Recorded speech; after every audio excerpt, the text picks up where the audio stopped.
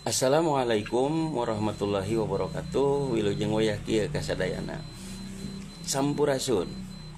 Mugia urang aya dina kawilujengan.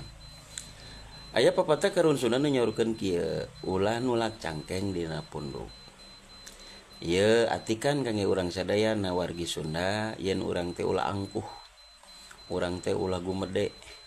Najan urang gaduh pangabisa, najan urang gaduh kamampuh dina hiji bidang tetep adab-adaban, akhlak, rendah diri, DP-DP handap asor kedah dipayunkeun.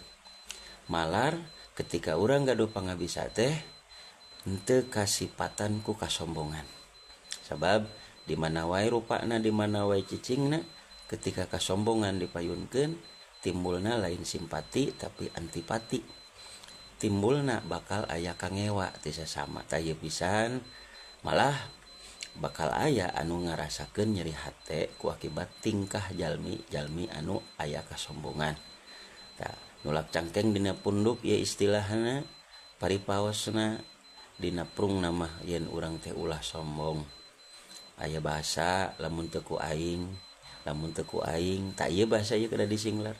Sabab lamun aya bahasa lamun teu ku aing mah ieu moal beres, lamun teu ku aing mah itu moal jadi tah ieu teh kasombongan. Adab-adaban payunkeun ulah sampai ka urang aya dina